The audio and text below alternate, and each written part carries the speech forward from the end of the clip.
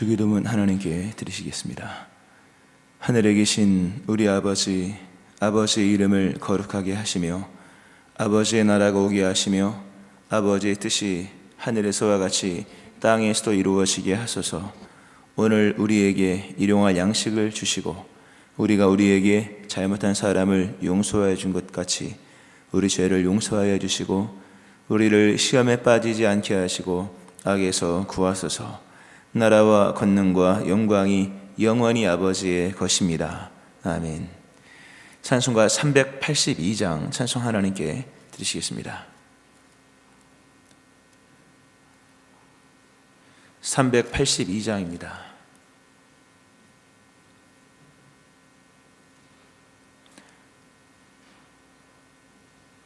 너 근심 걱정 말아라. 주 너를 지키리.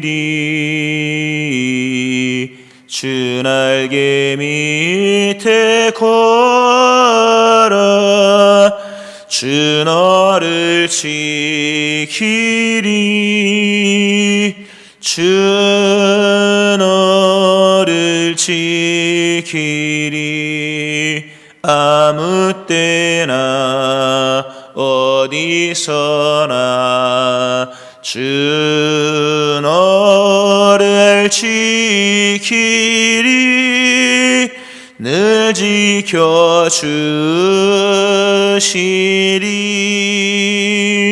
어려워 낙심될 때에 주 너를 지키리. 위험한 일을 당할 때 주 너를 지키리. 주 너를 지키리. 아무 때나 어디서나 주 너를 지키리. 늘 지켜주시리. 너 쓸 것 미리 아시고 주 너를 지키리. 구하는 것을 주시며 주 너를 지키리. 주 너를 지키리. 아무 때나 어디서나 주 너를 지키리. 늘 지켜주시리.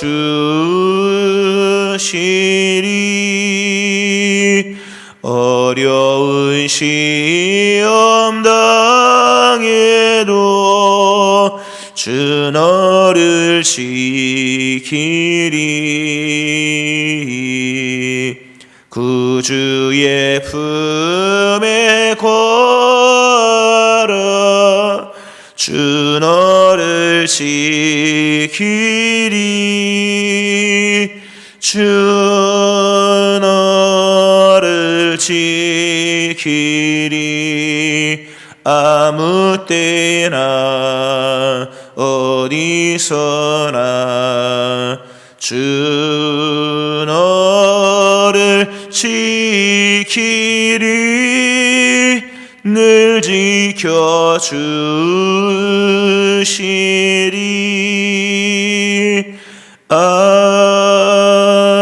아멘. 기도하시겠습니다.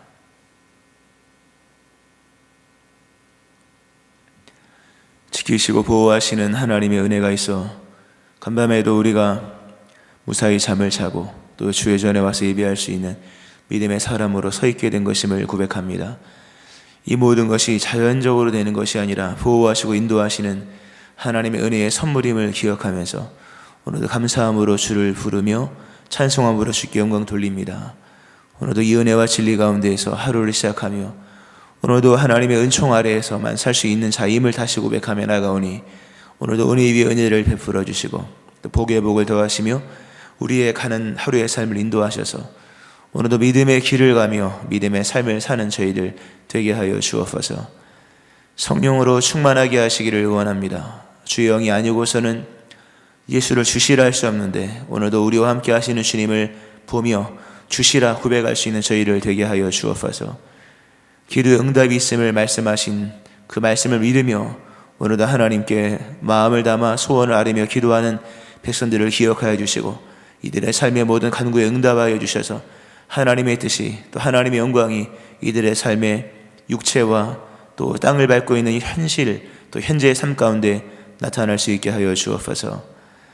코로나로 인하여서 고통받는 많은 사람들 하나님 이제 건지시고 또 회복시키시고 구원하심으로 저들이 주의 은총 아래 안전과 풍성함과 또 쉴만한 물가에 거하는 은혜가 있게 하여 주시고 또 코로나가 소멸되게 하시는 거룩한 주의 은혜가 임할 수 있게 하여 주옵소서. 하나님 아버지, 이 시간 예물드린 심령들을 기억하여 주시오며 이들의 간구와 예물을 기억하시고 좋은 것들로 풍성하게 채워 주옵소서. 오늘도 말씀 속에 역사하시오며 감사합니다. 예수님의 이름으로 기도합니다. 아멘. 사도행전 9장 28절부터 30절 말씀 보시겠습니다. 사도행전 9장 28절부터 30절 말씀입니다. 교도가시고 마지막 저희 같이 합독하시겠습니다. 사울이 제자들과 함께 있어 예루살렘에 출입하며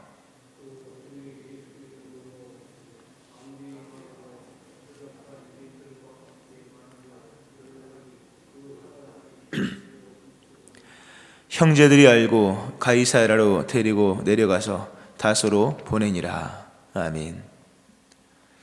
하나님의 크신 은혜가 오늘 새벽에 예배하시는 여러분들이 함께 하시기를 또 집에서 계신 분들 위에도 함께 하시기를 주의 이름으로 축원합니다. 아멘. 하나님의 일은 알 수가 없는 그 신비한 일이고 또 이해할 수 없는 고난의 역설도 있고 또 뭐 우리가 그 직관적으로 알 수 있는 그런 드러난 일들도 정오의 태양처럼 드러난 일도 있을 것입니다. 그러나 하나님의 일에는 어쨌든 어떠한 모양 우리가 이해를 하든 이해를 못하든 아니면 받아들이든 받아들이기 힘든 어려운 일이든 하나님의 일은 다 하나님의 역사를 이루는 선하신 일이다. 오늘도 내 삶 속에 행하시는 하나님의 역사는 정말로 그 어떤 화살보다 빠르게 또 어떤 급류보다 강하고 또 어떤 그런 어떤 기후보다 더 전체적인 것을 다루려는 하나님의 역사라는 것을 늘 기억을 해야 됩니다. 지금도 하나님의 역사는 우리의 삶 속에서 굽이쳐 흐르고 빠르게 흘러가며 또 확실하게 또 전체적으로 임한다는 것을 기억을 해야 할 것입니다. 그런 하나님에 대한 이해가 우리 안에 신앙의 성숙인 거죠. 또 하나님에 대한 믿음이 우리의 신앙의 용기인데 오늘 사울이라는 이 청년 예수님을 믿고 난 이후에 오늘 다소로 보내니라 형제들이 예루살렘에서 활동하던 이 사울이라는 사람을 청년을 다소로 보내는 내용이 오늘 본문에 나옵니다. 짧은 구절입니다만 다소로 사도 바울이 이제 가죠. 사도 바울의 이야기는 여기서 잠시 종료가 됩니다. 그리고 베드로의 이야기가 쭉 나오죠. 사도들의 이야기가 나오고 그 다소로 간 사도 바울의 이야기는 11장에서 이제 다시금 등장을 합니다. 이 다소에서의 사도 바울의 그 이야기가 시작이 됩니다. 근데 다소에서 무엇을 했는지는 정확히는 나오지 않습니다만 그래도 어렴풋이 이제 그림자들이 나오는데 일단 오늘 다소로 사도 바울이 갔는데 사실 사도 바울의 사도성이 어디서부터 사도라는 칭호가 붙었는지는 알 수 없으나 하여튼 사도 바울의 어쨌든 이 사도인 또는 사도가 될 시점이 언제쯤부터 사도인지는 알 수 없죠. 그러나 분명히 사도 바울이었던 이 사람을 다소로 보냈다. 이 말은 사도 바울이 자신이 다소로 갔다는 얘기가 아니지 않습니까? 형제들이 보냈다. 그러니까 어찌 보면 떠밀려 가는 걸 수도 있고 뭐 순종하여 가는 걸 수도 있겠습니다만 어떤 모습으로 갔는지는 모르죠. 안디옥 교회에서 최초의 선교사 파송은 주를 향하여 기도와 금식하며 할 때에 따로 불러 세우라 하신 그 성령의 역사와 선택과 지명 속에 파송을 한 사건인 것과 비교해 봤을 때 오늘 본문의 사건은 그 정도는 아니었을 것으로 여겨지는데, 어쨌든 원치 않는 곳으로 갔고 또 생각하지 않았던 계획, 결국 다소는 이 사도 바울의 고향이지 않습니까? 사람이 고향으로 간다고 하는 것은 뭐 좋은 의미도 있겠지만 대부분 안 좋은 의미로 갈 수도 있는 겁니다. 고향을 떠났던 사람이 다시 고향으로 오는 경우는 뭐 출세해서 오는 경우도 있지만 안 좋아서 가는 경우도 많이 있지 않습니까? 사울이라는 청년을 다소로 보냈다고 하는 것은 그렇게 썩 좋은 의미로서 해석할 수 있는 장면은 아닌 것이 분명합니다. 물론 하나님의 일이 안 좋은 게 어디 있겠습니까마는 결국 이 사울의 인생 속에 사실 이 다소에서의 삶은 짧지가 않습니다. 그러니까 짧게 잡으면 한 7년 되고 길게 잡으면 한 10년 됩니다. 사실 본문에서 이 사울이라는 이 사울의 얘기는 아라비아 광야에서의 3년의 시간을 지나고 난 이후의 시점으로 보여집니다. 그러니까 사울이 예수님을 만나고 난 이후에 주의 일을 열심히 했습니다만 그 사이에는 기록되지 않은 내용들이 두 가지가 들어가는 거예요. 하나는 오늘 본문의 다소의 이야기와 그리고 바로 그 전에 이미 있었던 것으로 여겨지는 아라비아에서의 시간들입니다. 그가 갈라디아서 1장 17절, 18절에 이렇게 얘기합니다. 나보다 먼저 사도된 자들을 만나려고 예루살렘으로 가지 아니하고 아라비아로 갔다가 다시 다메섹으로 돌아오노라. 그 후 3년 만에 내가 게바를 방문하려고 예루살렘에 올라가서 그와 함께 15일을 머물렀다. 이런 얘기가 나옵니다. 다메섹 사건 이후에 아라비아로 가서 3년이라는 시간이 있었던 것으로 여겨지고요. 그 3년의 시간이 지나고 나서 예루살렘으로 가서의 시점으로 여겨집니다. 물론 정확한 이 어떤 순서는 그렇게 중요한 것이 아니기 때문에 연대기적 서술은 안 한 것으로 여겨집니다. 그러나 있었던 것만은 분명하다. 어느 시점인지 모르지만 다메섹 도상에서 예수님 만나고 난 이후에 아라비아에서의 3년이 있었고, 그리고 본문 속에서 예루살렘 사역이 있었고, 또다시 그가 다소로 이제 보냄을 받게 됩니다. 이 전체적 기간이 한 14년 정도 됐을 것으로 여기는 사람도 있고 말하는 사람도 있고 10년이라는, 어쨌든 3년은 분명한 게 있었고, 그리고 이후에 다소에서의 시간도 최소 7년에서 길게 잡으면 한 10년을 잡을 수 있는 겁니다. 사도 바울이 그렇게 어린 나이에 예수님을 믿은 게 아니지 않습니까? 한 30대 이후부터 믿은 것을 봤을 때 사울이라는 이 사람이 우리가 흔히 아는 사도 바울로서의 등장은 꽤나 오랜 시간, 그러니까 예수를 믿고 난 이후에 충성스러운 주의 일꾼으로 세워지고, 그 충성이 뭐 마음가짐만 되는 건 아니잖아요. 뭐 현장이 있어야 충성이 증명되는 거니까 그 마음을 받으시지만 충성은 뭡니까? 결국 현장에서 얘기인데 그 현장을 받기까지가 걸린 시간이 10년은 걸린 거예요, 최소한. 그러니까 예수를 믿고 난 이후에 하나님의 충성스러운 일꾼이 되기까지의 그 길이 있었다는 얘기는 엊그저께 드렸죠. 바로 예수 믿고 충성된 종이 되는 것도 있겠지만 아닌 경우도 많습니다. 근데 그 사이사이에 여러 일들이 있었는데 오늘 다소에서 어떤 일이 있었을까? 또 기록되지 않은 아라비아 광야에서 어떤 일이 있었을까? 몇 가지가 있습니다. 일단은 홀로 있었던 그 3년의 아라비아 시간으로 봤을 때 거기서 아마 천국을 체험했던 것으로 여겨집니다. 천국을 체험했던, 고린도서 12장에 나와 있는 말씀이죠. 무익하나마 내가 부득불 자랑하노니 주의 환상과 계시를 말하리라. 내가 그리스도 안에 있는 한 사람을 아노니 그는 14년 전에 셋째 하늘에 이끌려 간지라. 그가 몸 안에 있었는지 몸 밖에 있었는지 나는 모르거니와 하나님은 아시느니라. 사도 바울이 천국을 갔다 온 얘기를 하면 3층천 갔다 온 거, 셋째 하늘 갔다 왔다 얘기하죠. 우리가 보는 이런 하늘이 아니고 우주도 아닌 그리스도 예수께서 하늘로 올려지신 본 그대로 내려오시리라고 하신 그 하늘을 본 것으로 여겨지고요. 천국을 체험을 합니다. 이 아마 천국 체험이 다소에서 있었던 시간일 수도 있겠지만 시간적으로 봤을 때 아마 아라비아 광야에서 있었던 것으로 여겨집니다. 또 그런가 하면 다소에 있었는지 아니면 아랍에 있었는지 알 수 없으나 그가 자신의 약함에 대한 부분을 놓고 진지하게 기도했던 내용을 성경에서 볼 수가 있습니다. 약함, 그 약함이 뭐 어떤 것인지는 정확히 알 수 없으나 하여튼 결함인 것은 분명합니다. 단순히 뭐가 좀 안 좋아 이 정도가 아니라 결격의 사유가 될 만큼의 결함으로 여겨졌는데 그가 그것을 놓고 하나님께 3번 간구하죠. 하나님의 응답이 옵니다. 나에게 이르시기를 내 은혜가 네게 족하도다. 이는 내 능력이 약한 데서 온전하심이라. 그러므로 도리어 크게 기뻐함으로 나의 여러 약한 것들에 대하여 자랑하리니 이는 그리스도의 능력이 내게 머물게 하려 함이라. 그러므로 내가 그리스도를 위하여 약한 것들과 능력과 궁핍과 박해와 곤고를 기뻐하노니 이는 내가 약한 그때 강함이라. 그 약함의 문제를 놓고 기도했을 때 하나님께서 응답을 주시는 내용이 네가 약할 때 내가 온전하심이라, 이런 말씀. 이것도 분명히 그가 사역 중간에 했던 것으로 여겨지지는 않습니다. 그러니까 사역을 하려면 뭐가 정리가 돼야 됩니다. 정리가 안 되면 이게 사역이라는 게 집중도가 있어야 되는 건데 마음과 생각과 이런 여러 생각들이 개념들이 정리가 안 되면 앞에 있는 것을 잡을 수가 없는 거예요. 사도 바울이 끝까지 일을 잘 감당할 수 있었던 것은 날마다 정리하고 버리고 정리하고 쌓아놓고 정리하고 개념화시키고 했던 시간들이 많이 있었기 때문인 거죠. 맨날 약함의 문제 가지고 맨날 아파요. 아픈 것을 정리를 안 하면 맨날 아파요 하다 평생 다 보내는 거거든요.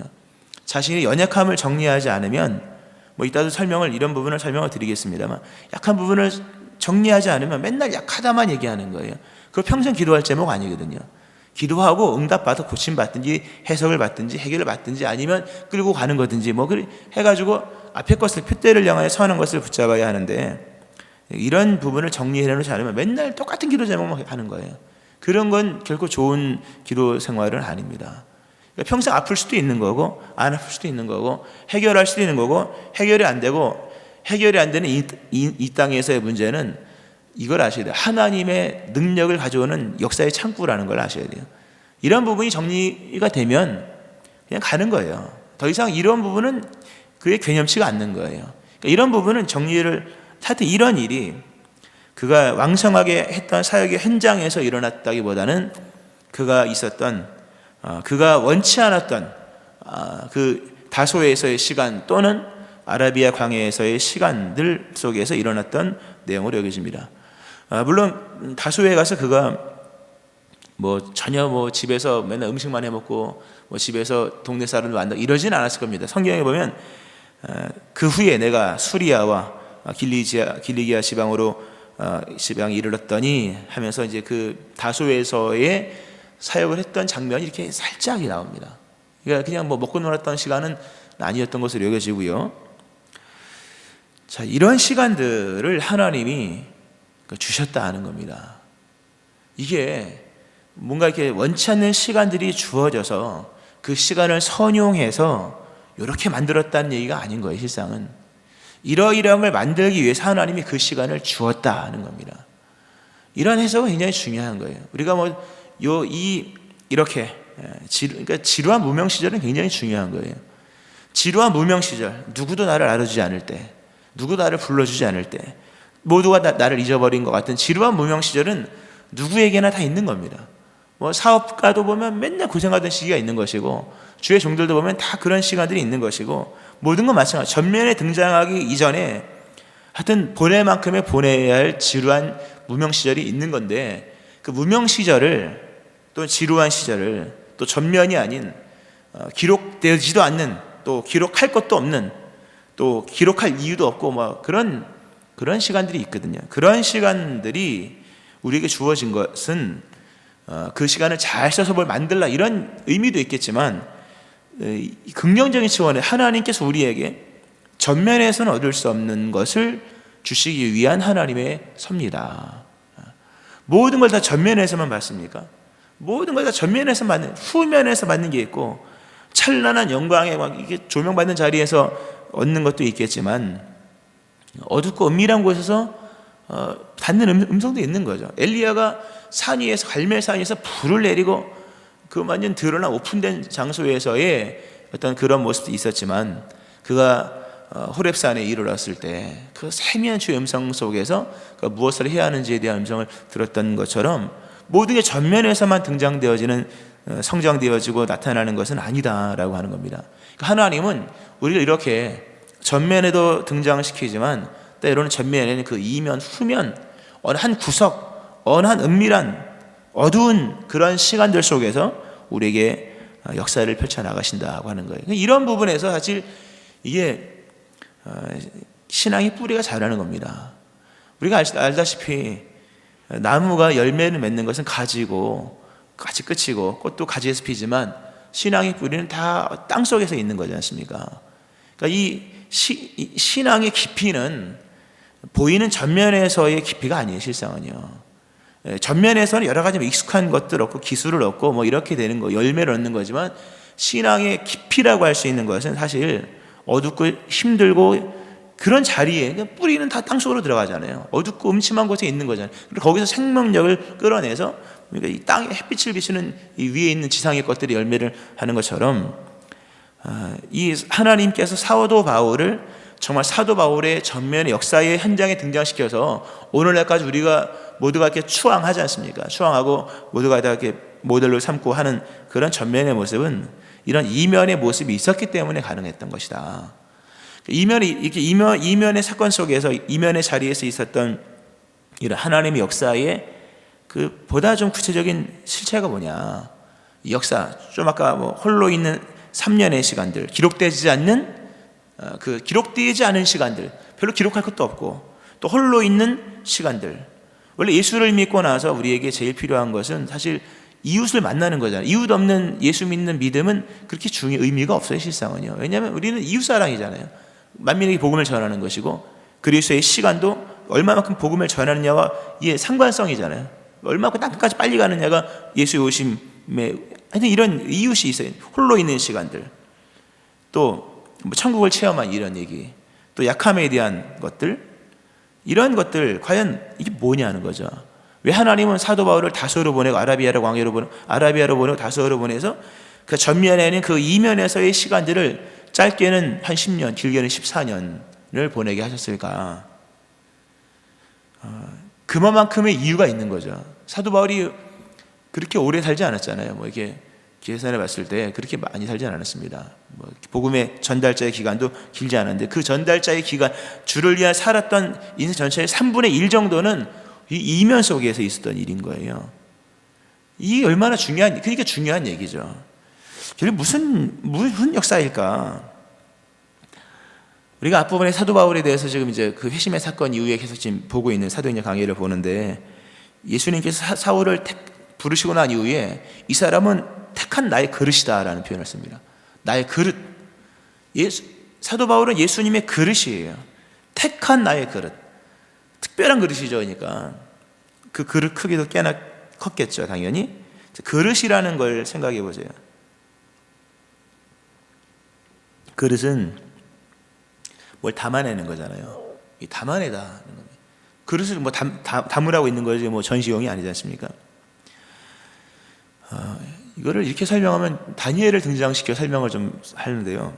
우리가 다니엘서 큐티를 계속 하지 않습니까? 참 은혜가 큰데 다니엘은 환상을 보는 사람이었습니다. 환상을 보고 꿈을 꾸는 사람이었죠. 다니엘의 지혜는 세상적 지혜가 아니라 영적인 지혜였는데 성경에 이런 표현이 나옵니다. 바벨론 벨사살 왕 원년에 다니엘이 그의 침상에서 꿈을 꾸며 머릿속으로 환상을 받고 그 꿈을 기록하며 그 일의 대략을 진술하니라. 다니엘 7장 1절에 나오는 말씀입니다. 뭐 잘 들으셨는지 모르겠습니다만 다니엘이 침상에서 꿈을 꿉니다. 그리고 머릿속으로 환상을 받습니다. 꿈과 환상을 보는 사람 다니엘. 얼마나 신비로운 겁니까? 이 다니엘의 이야기는 신비한 이야기예요. 그 꿈과 침상에서 꿨던 꿈과 머릿속으로부터 환상, 어느 것 하나 신비하지 않은 것이 없죠. 근데 그 꿈을 기록하며 그 일의 대략을 진술했다. 기록과 진술은 뭡니까? 이 땅의 언어인 거예요. 다니엘이 꿈과 환상을 기록할 때 뭐 천국의 언어로 우리가 성령 받고 방언 받으면 글씨도 이렇게 받잖아요. 때때로 이렇게 글씨 쓰지 않습니까? 이렇게 영서라 그래요. 하여튼 이렇게 쓰지 않습니까? 진동용이 쓰는 거죠. 그런 것처럼 그렇게 썼던 건 아니라는 겁니다. 침상에서 꿈을 꾸고 머릿속 환상을 받은 것을 기록을 했다. 그 꿈을 기록했다. 그 환상을 진술했다. 참 중요한 얘기입니다. 환상과 꿈은 신비입니다. 신비를 기록과 진술로 담아낼 능력이 다니엘에게 있었다. 신비를 담아낼 수 있는 그릇이 되느냐라는 거예요. 예수 믿는 것은 믿음은 추상이잖아요. 천국은 신비입니다. 그리스도 예수에서 우리 안에 거하시는 일은 이거는 말로 설명할 수 없는 이건 신비한 능력이고 은혜입니다. 하나님의 전적인 선물이죠. 이것을 얼마만큼 현실 속에서 담아낼 수 있느냐 하는 거예요. 신비가 현실 속에서 풀어지지 않는다면 본인은 은혜가 될지 모르지만 써 먹을 수는 없는 거예요. 써 먹는다는 표현 죄송한 표현이지만 쓸 수가 없는 거예요. 기록과 진술의 능력은 다니엘의 환상과 꿈 능력 못지않게 중요한 능력인 거예요. 맨날 환상 보고 꿈 보고 중요하지만 그것이 우리에게 유익이 될 때는 뭡니까? 그 일이 기록되고 진술할 때에 그 기록을 읽는 우리가 지금 다니엘서 읽잖아요. 기록했기 때문이에요. 다니엘서의 내용이 막 풀어지잖아요. 전체적인 장면을 환상만 기록한 게 아니라 환상을 주는 과정까지도 기록해 놓잖아요. 본 환상만 얘기한 게 아니라 가브리엘이 왔고 그때 내가 20일 동안 금식 기도할 때 이런 전체적인 내용을 진술했다. 이 기록과 진술이 있었기 때문에 단순한 기록만이 아닌 거예요. 진술이 있어요. 전체적인 어떤 시점 속에서의 이 진술이 있었기 때문에 우리가 그 입장 속에서 다니엘의 환상을 볼 뿐만 아니라 다니엘이 어떻게 환상을 보았는지의 그 은혜의 그러니까 기록은 뭡니까? 진리를 기록한 것이고 진술은 뭡니까? 어쩌면 원리를 기록한 거잖아요. 이 진리와 원리를 동시에 알 수 있는 은혜를 우리가 입고 있는 거예요. 그러니까 얼마만큼 신비를 담아낼 수 있는 그릇이냐, 이게 각 사람의 그릇이에요. 우리가 은혜는 많이 받았지만 별로 은혜롭지 않은 사람들도 있잖아요. 맨날 은혜로운 것 같은데 막상 이렇게 입을 열면 은혜롭지 않은 분들이 없기를 바라고요. 있을 수도 있는 거예요. 또 의외로 있고요. 그게 뭐냐면 신비를 담아내는 그릇이 없었다. 그 신비는 있으면 기록이 안 되고 진술이 안 되는 거예요. 왜 그럴까? 그건 이런 아까 이 이면의 시간이 별로 없었기 때문인 거예요. 은혜는 받지만 이게 쌓여지는 시간이 있어야 되고 뭐가 정리가 되어야 될 시간이 있는 거예요. 만약에 사도 바울이요, 이 큰 은혜를 받으면서 이 큰 은혜를 받는데 사역을 하면서 동시에 막 받는다, 굉장히 교만했을 겁니다. 굉장히 또 산만했을 거예요 아마. 그러니까 은혜를 미리 충분히 받는 것은 굉장히 중요한 이야기입니다. 사도 바울 홀로 있는 아라비아 광야에서의 3년의 시간들, 그가 예수님을 최초로 만나고 났을 때 3일을 식음을 전폐합니다. 3일을 식음을 전폐했으나 사실 다 알 수는 없는 거죠. 거기서 뭘 얼마나 알겠습니까? 그때는 회심의 사건이고 이후에 그는 3년이라는 시간을 보내면서 그 짧고 강렬한 그리스도 예수의 만남의 의미가 어떤 것인지, 그 부인할 수 없는 체험인데 체험이 무엇을 의미하고 찾아오심의 사건이 무엇을 의미하는지 3년이라는 시간 속에 내재화시켰던 것이고 신학화시켰다 는 거예요. 이게 중요한 얘기입니다. 신앙은 내재화가 돼야 됩니다. 나의 것이 돼야 되고 더 나아가서 신학화가 돼야 돼요. 물론 우리는 신학이라는 용어를 쉽게 쓸 수 있는 사람들은 아니지만 사도 바울에게는요, 복음이 자기의 것입니다. 나의 복음이라고 얘기하잖아요. 이게 굉장히 중요한 얘기입니다. 사도 바울의 독립성을 아셔야 돼요. 사도 바울이 복음의 전달자이지만 베드로에게 무슨 얘기를 전달하는 사람이 아니었다는 겁니다. 우리 예수를 전하는데 유튜브에 들어보니 이러이러하더라. 죄송하지만 물론 은혜가 있습니다만, 제일 힘없는 메시지 중에 하나예요. 그러니까 내가 만난 예수를 전하는 게 제일 힘이 있는 거예요. 만약 사도 바울이 베드로라는 사도를 내가 친한데 베드로가 이런 얘기를 하더라. 요한이라는 사람이 나랑 친한데 이런 얘기를 하더라. 야고보 순교했던 야고보 내가 잠깐 만났더니 이러하더라. 하더라 이렇게만 했다면 누가 그 얘기를 듣겠느냐라고 하는 겁니다. 이게 사도는 독립성이 있는 사람이에요. 내가 만난 예수가 있는 거예요. 우리는 사도는 아니지만 제자이잖아요. 제자가 피자 배달부, 물론 우리는 전달자죠. 그렇지만 내가 만난 예수를 전하는 거예요. 내가 만난 예수, 나의 복음, 사도 바울이 나의 복음 얘기를 당당한 거예요. 내가 만난 예수예요. 물론 그 내가 만난 예수의 출처가 어딘지는 성경이죠, 당연히.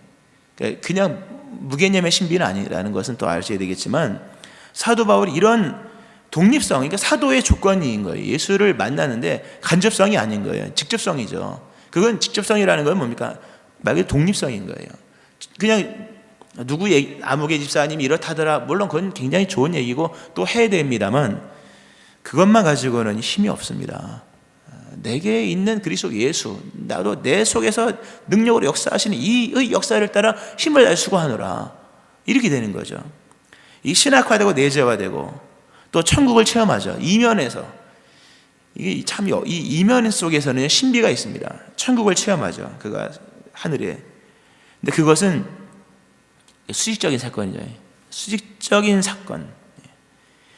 수직적. 여러분, 우리 아까 믿음의 뿌리를 얘기했는데, 성도의 믿음의 뿌리는 하늘로 뻗친다는 것을 아셔야 됩니다.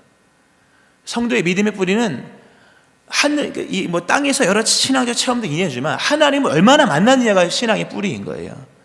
우리가 묵상을 시냇가에 바르지 않는 나무로서 이제 뿌리 깊은 나무 얘기인데, 뿌리라고 하는 것은 여기서 물질을 많이 얻다 이런 원리적인 얘기가 아닌 거예요. 하나님을 얼마만큼 만나느냐. 그러니까 성도의 신앙의 뿌리는 하늘로 뻗어가는 거예요. 하늘에 뿌리가 있을 때 땅에서 열매를 맺는 거지, 땅에서 뿌리 맺고 이게 아니라는 거죠. 얼마만큼 수직적인 주님과의 관계가 은혜롭고 아름답고 신비하고, 이런 은혜가 있을 때 수직적인 만큼, 뿌리가 있는 만큼 뻗어나가는 거잖아요. 그래서 정말 주를 만난 만큼 펼칠 수 있는 이 천국 체험인 거죠. 또 약함에 대한 분명한 이해, 사도 바울이 깨닫죠. 아까도 말씀드렸습니다만, 내가 어느 상태에 있을 때 내가 제일 은혜로운 사람이 될 수 있는지를 아셔야 돼요. 사도 바울이 이는 내가 약한 그때의 강함이라. 여러분이 강할 때가 있을 거예요. 신앙으로 언제 강하다고 생각하십니까? 그걸 빨리 파악을 하셔야 돼요. 내가 어느 때 내가 영적 컨디션이 좋고, 어느 때 내가 강한 사람이 되는구나, 영적으로. 내가 어느 때 내가 넘어지고 어느 때 실패라는 걸, 이걸 알아야죠. 이거는 주님과 나와의 관계 속에서 깨닫는 거예요, 세상은요. 사도 바울은 자신이 약할 때 강함이라는 거 알고, 이게 강함이다. 자신이 어떤 상태에서의 신앙이 가장 좋은, 어떤 상태에서 있을 때 가장 신앙이 좋은지를 아는 거예요. 알 겁니다, 여러분. 알게 하시겠죠. 이런 부분, 결국 신비를 담아낼 수 있는 이런 시간들이었다는 거예요, 다. 만남의 사건이 신학화되고, 만났던 그 강렬한 역사가 내 속에 내재화되고, 그리고 수식적인 어떤 천국 체험을 통해서 어떤 예수, 이런 부분들이 실체가 잡혀지고, 약함에 대한 분명한 이해들, 이런 시간들이 이게 잡히는 겁니다. 이후에 사도 바울의 서신을 보세요. 고린도서 15장을 읽어보세요. 얼마나 신비로운가. 로마서 읽어보세요. 얼마나 깊이가 있으며 얼마나 기록과 진술이 탁월한가. 에베소서에서의 또는 이런 걸 보면요, 신비와 기록과 진술이 그렇게 멋있을 수가 없어요. 이 사도죠, 당연히. 그러니까 쓰임 받는 거죠. 말씀을 했습니다. 다소에서의 시간은, 좀 긴 말씀이었는데, 다소에서의 시간은 꼭 필요한 시간이었다. 여러분에게 다가온 또는 있었던 지루한 무명의 시절들, 전면이 아니라 이면의 시간들, 찬란한 시간이 아니라 어두움의 시간들, 다 유익한 시간들인 겁니다. 웃을 때만 영광이 아니라 울을 때도 영광인 거예요. 고난마저도 영광이다. 때가 되니까 하나님께서 다소에 있는 사도 바울을 부르시잖아요. 사도행전 11장에 나오죠. 바나바가 다소에 있는 사울을 찾으러 가서 데려오잖아요. 그때부터 우리가 아는 사도 바울. 때가 되면 하나님이 다 높이십니다. 성경은 말씀하죠. 하나님의 능하신 손 아래서 겸손하라. 때가 되면 너희를 높이시리라. 할렐루야. 오늘도 하나님의 크신 은혜를 기억하면서 오늘도 어느 곳에 있든지 그 상황에 충실하셔야 돼요. 하나님이 여러분에게 이런 신비를 주시고, 신비를 담아낼 능력을 주시고, 그러므로 뭡니까? 우리에게 주어진 은혜가 그 누군가의 영적 목마름을 해결해주고 누군가의 실현에 도움이 되어주는 진정 그리스도 예수의 사랑의 손길들이 되어지는 거예요. 이 큰 은혜가 여러분 가운데 일어나기를 주의 이름으로 축원합니다. 아멘. 기도하시겠습니다.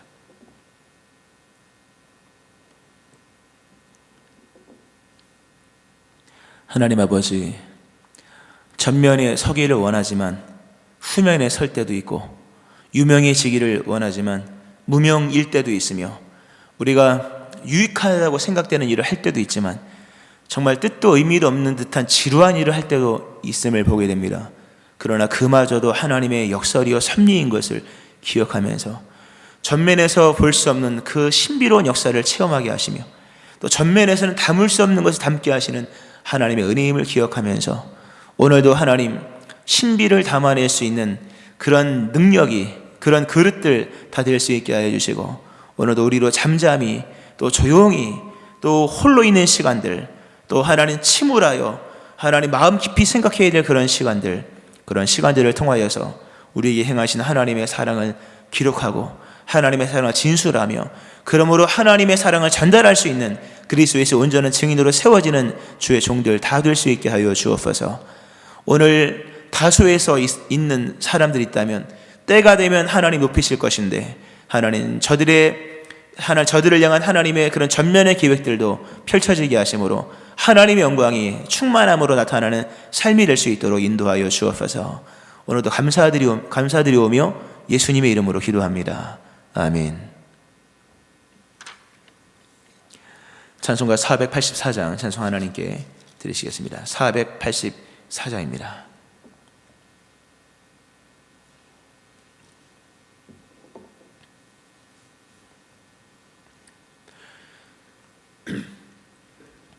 내 맘에 주여 소망 되소서.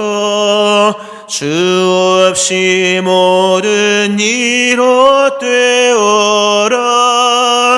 밤에나 낮에나 주님 생각, 잘 때나 깰 때 함께 하소서. 지혜의 주여 말씀으로서 언제나 내 안에 계십소서. 주는 내 아버지 나는 아들, 주 안에 내가 늘 함께하네. 세상의 영광 나 안 보여도 언제나 주님은 나의 기억. 주님만 내 맘에 계시오니 영원한 주님 참 귀하셔라. 영원한 주님 내 승리의 주, 하늘의 기쁨을 주오. 어떠한 고난이 닥쳐와도 만유의 주여 소망 되소서. 아멘.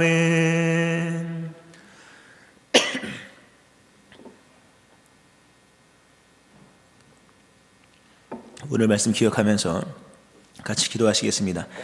의미 없는 시간은 없습니다. 하나님 오실 때 큰 역사가 일어날 것입니다. 하나님의 큰 은혜를 주실 것입니다. 오늘 이 말씀 기억하면서 이런 하나님의 크신 은혜가 우리 안에 분명하게 일어나기를 소망하며 오늘 때가 되어 높이실 것인데 그 때를 믿음으로 잘 견디며 나갈 수 있도록 오늘도 기도하며 나가기를, 또 금요 성령 집회에 위하여서 또 돌아오는 주일 기억하면서 또 주변에 이렇게 어려움을 겪고 있는 믿음의 사람들 기억하면서 주의 세 번 부르짖고 코로나 종식과 또 대입 학생들 위하여서 함께 통성으로 기도하시겠습니다. 주여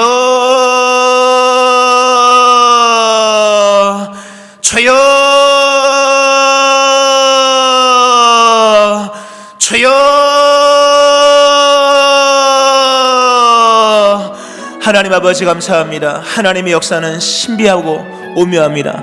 하나님의 역사는 실로 우리의 머리로 알 수가 없습니다.